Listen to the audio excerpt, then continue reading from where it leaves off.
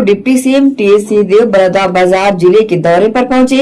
इस दौरान उन्होंने नवनियुक्त कांग्रेस जिलाध्यक्ष से मुलाकात की और संगठनात्मक गतिविधियों एवं आगामी राजनीतिक रणनीतियों को लेकर विस्तृत चर्चा की। इस मौके पर सिंहदेव ने सरगुजा संभाग कोयला खदान मामले में अपना पक्ष स्पष्ट किया। उन्होंने उत्खनन अधिकारों को लेकर ग्रामीणों और प्रशासन के बीच बने तनावपूर्ण हालात पर कहा कि सरगुजा हमेशा से शांति और सौहार्द के लिए जाना जाता है, लेकिन सरकार द्वारा निजी कंपनी के पक्ष में की गई कड़ी कार्रवाई से माहौल बिगड़ा है।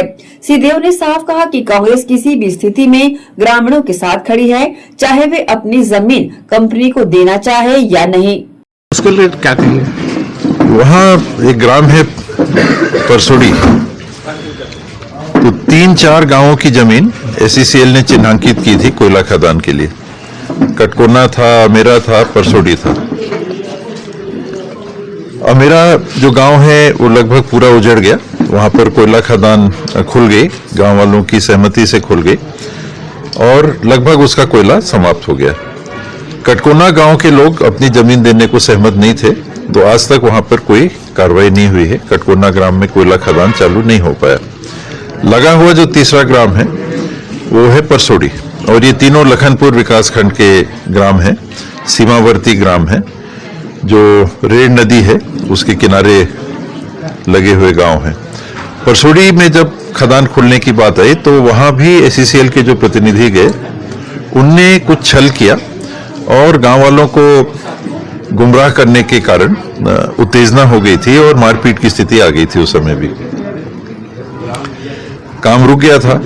एसईसीएल अपने तरफ से कोशिश कर रहा था, पर गांव में क्योंकि छल का वातावरण बन गया था, एसईसीएल के प्रति पूरी अविश्वास की स्थिति बनी हुई थी, तो गांव वालों की सहमति जमीन देने की नहीं थी। एसईसीएल जब वहां पर काम नहीं कर सका अपने से, प्रशासन का इस्तेमाल, प्रशासन के दबाव के बावजूद, तो गुजरात की एक कंपनी को वहां कोयला खदान खोलने के लिए दे दिया गया। अब ये निजी कंपनी जब से आई है तो ये एन केन प्रकारेण दबाव बना के बलात् वहां पर प्रशासन का इस्तेमाल करके कोयला खनन चालू करना चाहती है। और गांव वालों का कहना है कि हम जमीन नहीं देना चाहते। हमने देखा है हर जगह कि उजड़ जाते हैं और उजड़ने के बाद में कहीं आता पता नहीं रहता।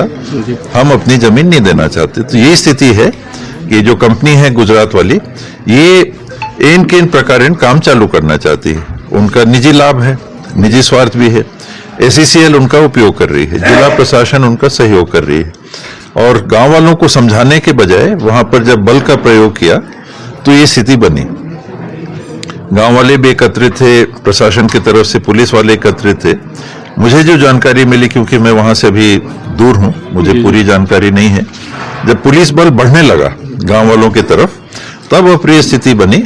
पथराव और लाठीचार्ज गांव वालों की तरफ से भी हुआ होगा, पथराव, और पुलिस की तरफ से लाठीचार्ज हुआ। उसकी प्रक्रिया में फिर पुलिस वालों का पथराव, गांव वालों का पथराव। तो ये जो सरगुजा अंचल में अमूमन एकदम शांति की स्थिति रहती है, तो बल का प्रयोग करने के कारण, समझाइश देने के बजाय बल का प्रयोग जब प्रशासन ने किया तो ये स्थिति बन गई।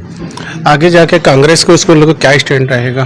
कांग्रेस गांव वालों के साथ है। देखिए, जमीन के मालिक वो हैं, वो जमीन देना चाहे तो हम लोग गांव वालों के साथ हैं, जमीन नहीं देना चाहे तो हम लोग गांव वालों के साथ हैं। बल का प्रयोग होगा तो हम लोग गांव वालों के साथ रहेंगे। गांव वालों को मैंने अपनी तरफ से हमेशा ये समझाइश दी है कि आप बल का प्रयोग मत करना। अगर आप हिंसा का रास्ता अपनाओगे तो हम लोग फिर साथ, या मैं साथ नहीं दे पाऊंगा। और कारण उसमें यह है कि सफलता नहीं मिलती कि जब पब्लिक बल का प्रयोग करती है तो शासन के पास कहीं ज्यादा बल होता है और उस बल को प्रयोग करने का रास्ता खुल जाता है।